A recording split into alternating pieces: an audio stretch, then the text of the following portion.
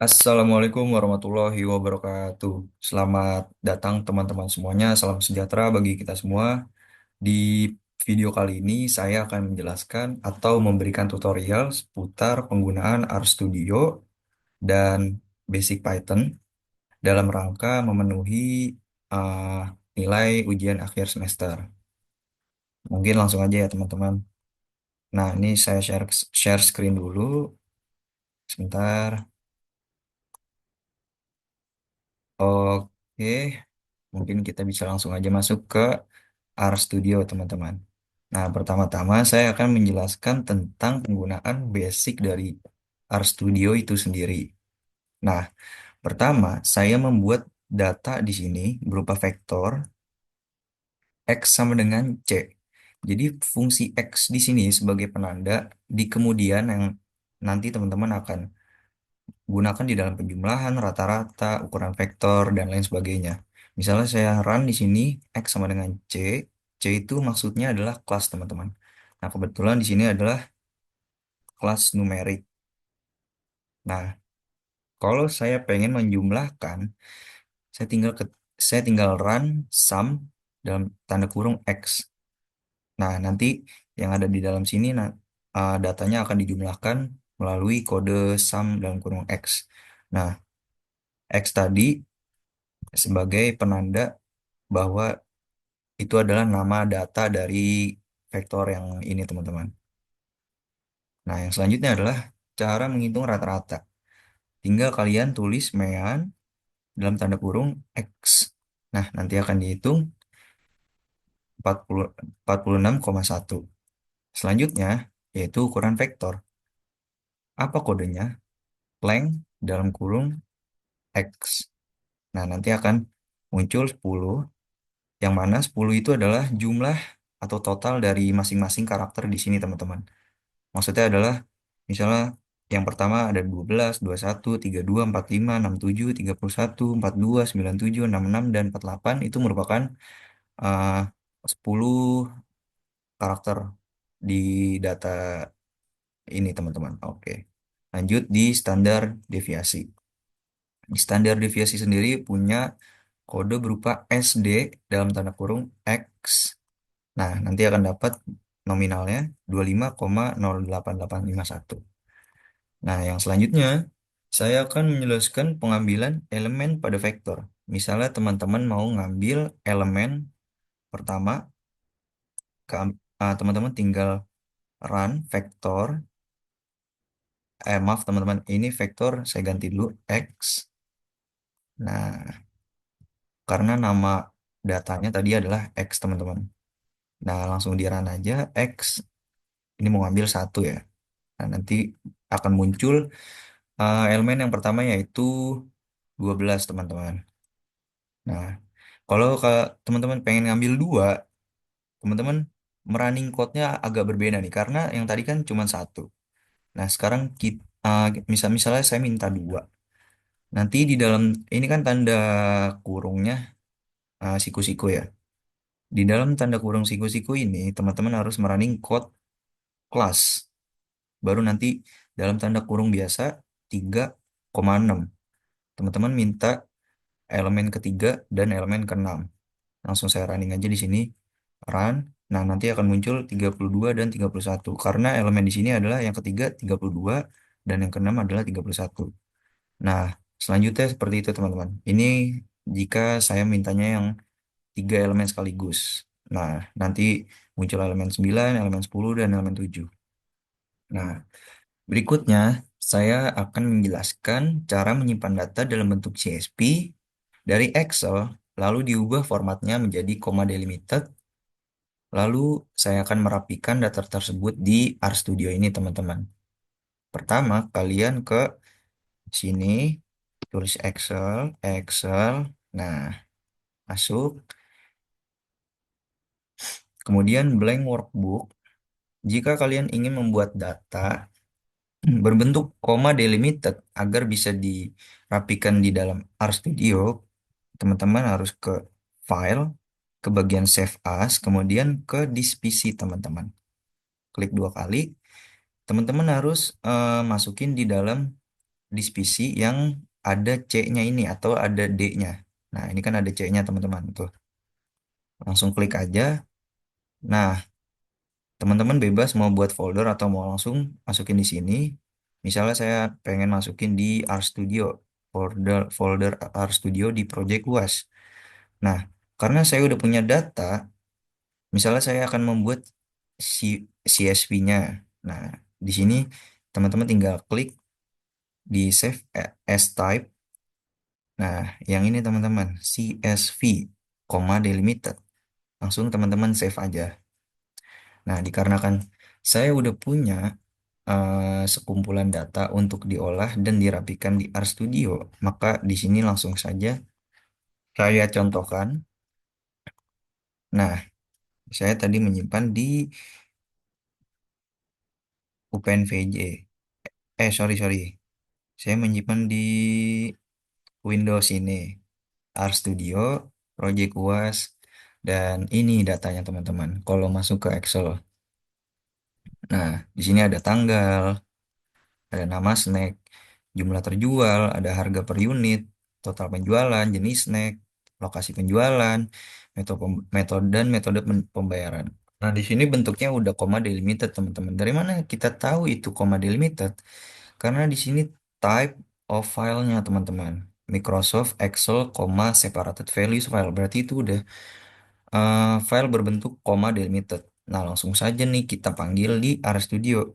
Caranya gimana? Caranya adalah teman-teman klik session, set working directory, kemudian choose directory. Teman-teman pilih lokasi file yang udah teman-teman punya, sekumpulan datanya. Tadi kan di sini ya, di RStudio, Project UAS. Nah, sampai di sini tertulis bahwa no items match your search. Berarti tadi kan datanya ada di sini, teman-teman.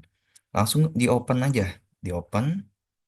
Nah, habis itu nanti muncul di sini set WD dalam tanda kurung file tempat teman-teman nyimpen tadi. Baru nanti teman-teman copy ini data nama filenya sama dengan read.csv dalam tanda kurung nama filenya, koma strings as factors sama dengan oke, sama dengan true. Teman-teman run dulu.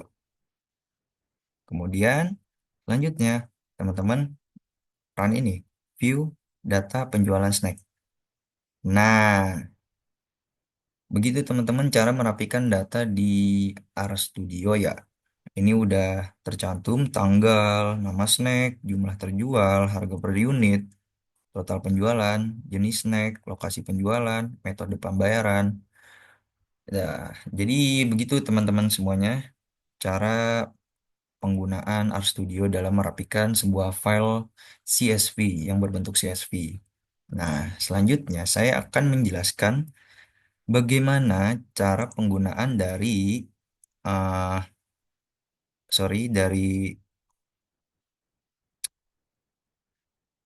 dari Python. Nah, di sini saya udah membuat atau menyusun beberapa kumpulan data di Python, di Python. Nah, pertama saya akan menjelaskan tentang penggunaan kondisional if, else, dan elif di Python itu sendiri. Di sini saya menggunakan Google Colab sebagai medianya karena cukup berat untuk mendownload Python di laptop saya.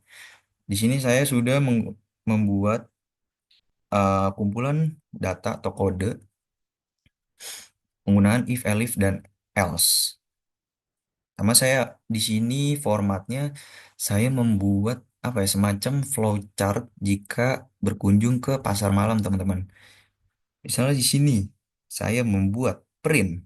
Print itu maksudnya adalah nanti yang ada di dalam tanda kurung ini, yang di tanda petik ini akan di print atau dimunculkan ketika teman-teman udah merunning kodenya. Nah, di sini saya sudah membuat print selamat datang di pasar malam. Terus kemudian yang kedua, silahkan pilih nomor berikut. Ini ya. Nah, di sini saya minta dari nomor 1 sampai 5 pengunjungnya memilih nomor berapa, teman-teman. Nah, saya sprint lagi. Nomor satu, misalnya komedi putar, dua biang lala, tiga serok ikan, empat kereta mini, yang kelima roda keberuntungan. Nah, di sini kodenya adalah jika teman-teman ingin meminta pengunjungnya untuk memilih nomor berapa atau mainan apa yang ingin dimainkan oleh pengunjungnya, di sini tinggal teman-teman bikin nama kodenya. Misalnya saya di sini pilih merupakan variabel. Tentunya sama dengan in dalam tanda kurung input dalam tanda kurung yang kedua ada tanda petik permainan apa yang ingin kamu mainkan. Terus titik dua, tanda petik dua. Nah, di sini kenapa ada tanda kurung dua kali? Karena yang tanda kurung pertama itu menginput seluruh codingan yang ini, teman-teman. Nah, sementara yang kedua adalah mencakup hanya yang ini, yang akan nanti ditampilkan di ketika kodenya di running. Nah, lanjut ke penggunaan if. Di sini adalah saat kodenya berjalan, teman-teman. Misalnya nanti pengunjungnya akan memilih nomor satu, nanti akan muncul, wih kamu suka komedi putar. Nah, di sini kita membuat kodenya semacam seperti ini, teman-teman. Kalian ketik if, lalu spasi dalam kurung yang tadi nama ini, nama datanya pilih sama dengan dua kali nomor satu, mendefinisikan komedi putar, tanda tutup kurung, lalu ini apa sih namanya titik dua. Kemudian misal kalian pilih satu, biar nanti keluarnya, wih kamu suka komedi putar, kalian harus membuat print juga, print, lalu dalam kurung kata yang akan keluar ketika kalian kalian memilih nomor satu. Nah, selanjutnya adalah elif. Mengapa namanya elif? Karena elif ini mendefinisikan numerik selain nomor satu itu sendiri. Karena nomor satu sudah didefinisikan sebagai if. Nah, nomor dua dan seterusnya harus menggunakan format kode elif, teman-teman. Lalu spasi dalam tanda kurung, pilih sama dengan dua kali. Nah, numeriknya di sini dua. Lalu berikutnya print, lalu kata-kata yang akan keluar jika teman-teman mengetik angka 2. Dan begitu seterusnya elif. Nah, terakhir else, teman-teman. Penggunaan else sendiri jika kalian ingin, kan ini terbatas pilihannya dari nomor satu sampai nomor 5 saja. Nah, nomor 6 sampai nomor beratus-ratus triliun kan nggak ada, teman-teman, datanya di sini. Jika kita akan apa ya, menyiapkan jawaban yang tidak ada di pilihan, teman-teman harus menggunakan ini, else titik dua, dikosongin aja, lalu bawahnya print kata-kata yang akan keluar jika jawaban yang di atas, yang tersedia di atas, tidak dipilih oleh sang pengunjung misalnya. Nah, tinggal kita run kodenya sini. Nanti akan dicontohkan. Nah, nanti yang pertama yang di sini print akan ditampilkan di sini, teman-teman. Yang formatnya print. Nah, kemudian setelah print kan ada kode pilih. Di sini baru masuk permainan apa yang kamu inginkan. Yang tadi input permainan apa yang kamu inginkan. Misalnya teman-teman jawab nomor 3, enter. Nanti dia akan keluar kode yang elif pilih 3. Wih, kamu suka serok ikan. Karena kita memilih numerik nomor 3. Wih, kamu suka serok ikan. Nah, begitu teman-teman cara penggunaan kondisional di Python. Next mungkin ya.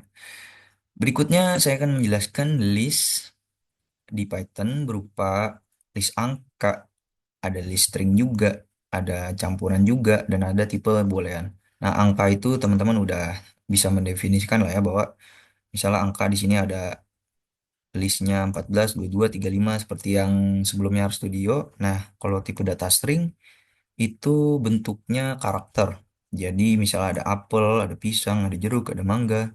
Nah, ini merupakan tipe data string. Nah, yang selanjutnya adalah campuran angka dan string. Jadi, misalnya di sini isinya adalah numerik dan karakter. Ada 10, ada apel, ada 20, pisang 30, dan jeruk. Yang selanjutnya adalah tipe data boolean, yang mana ini mendefinisikan suatu code, apakah code itu berjalan dengan benar dalam pengaplikasiannya atau pas di running atau tidak gitu. True menandakan bahwa codingan tersebut benar atau kebenarannya teruji lah. Kalau false menyatakan bahwa apa yang sedang di run itu salah. Oke, gitu teman-teman. Nah, mungkin langsung dalam pengaplikasiannya aja ya. Eh, Sebelum itu mungkin saya akan menjelaskan tentang boolean ini. Misalnya gimana? True misalnya 12 ditambah 31. Jawabannya adalah 44. Itu true. Misalnya 13 ditambah 21 sama dengan 44. Oke. Kalau saya running ini, nanti dia akan muncul true. Kalau misalnya saya tulis 10 tambah 21 sama dengan 10 tambah 21 sama dengan uh, 32. Nanti yang di run ini adalah false. Kenapa? Karena 10 tambah 21 sama dengan 31. Mungkin bisa kita langsung coba aja kali di sini. Apakah benar? Ternyata tidak bisa, teman-teman. Tapi dalam pengaplikasiannya kurang lebih seperti itu ya, teman-teman. Untuk tipe data boolean ini.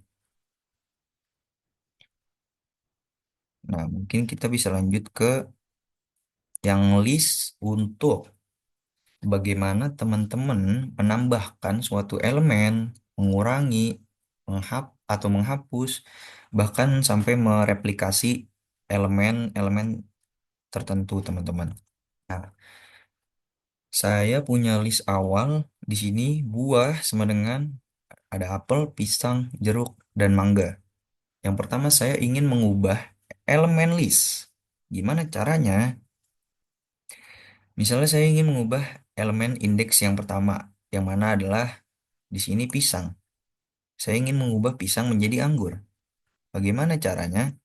Jadi buah satu, buah nama nama datanya, buah dalam tanda kurung siku satu, posisi satu, sama dengan saya ingin mengubah ke anggur.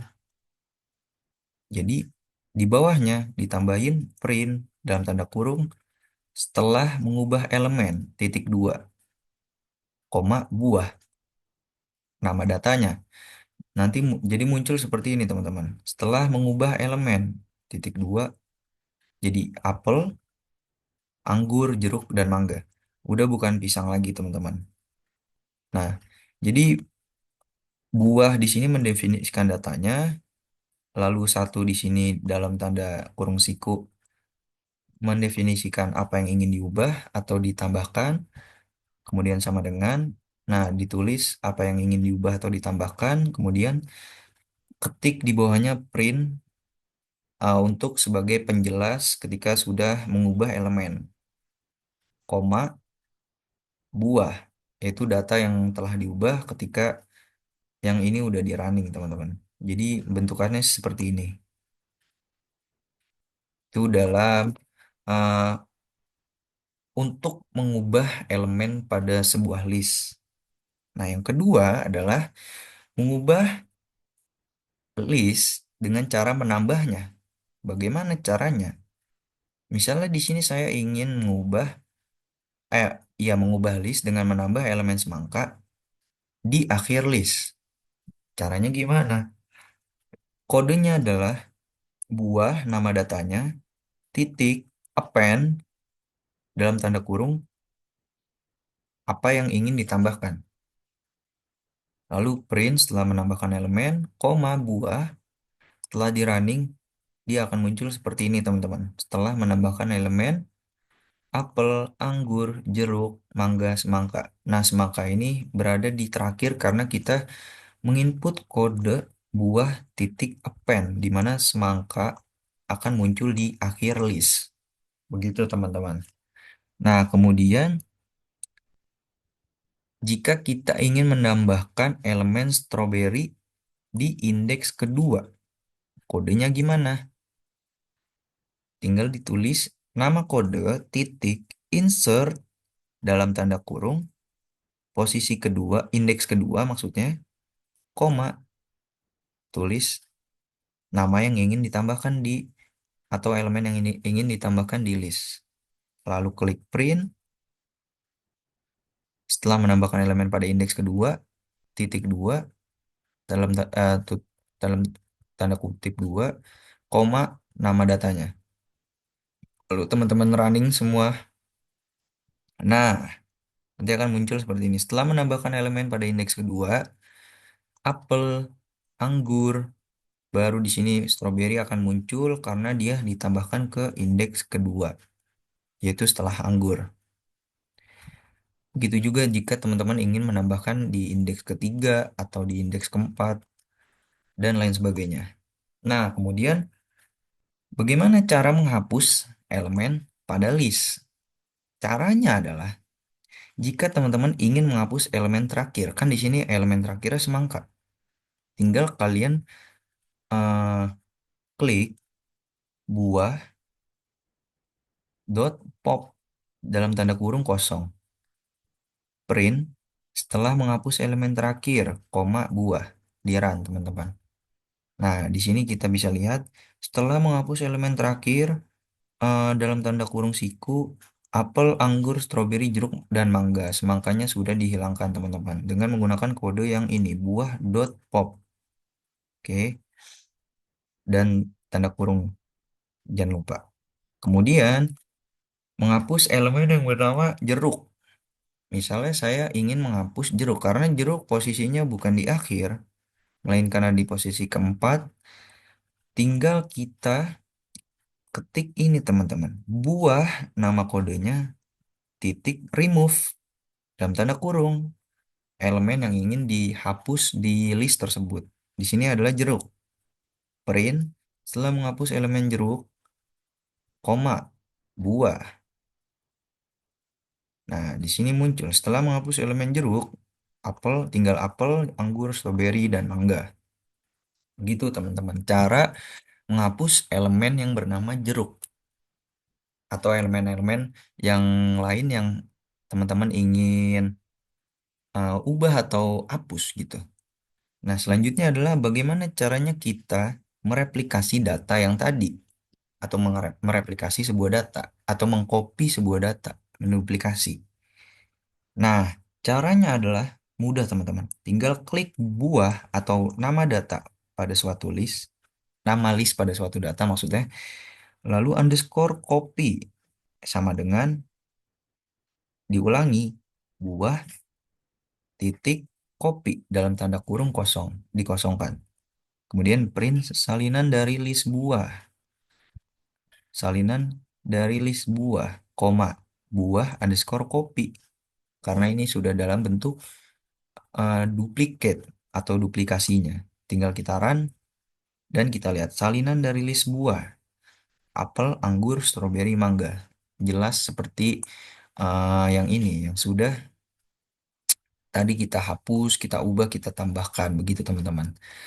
Nah, sesi yang terakhir adalah saya akan menjelaskan bagaimana powerfulnya penggunaan black box AI, teman-teman. Di sini saya udah menyiapkan salah satu platform yang menyediakan konten atau film film bajakan ya, teman-teman. Ini layar kaca 21. Nah, saya screenshot nih, misalnya saya taruh nah, kamera turunin dulu. Nah, saya screenshot nih. Set, kita dapetin screenshotannya dari sini aja sampai sini.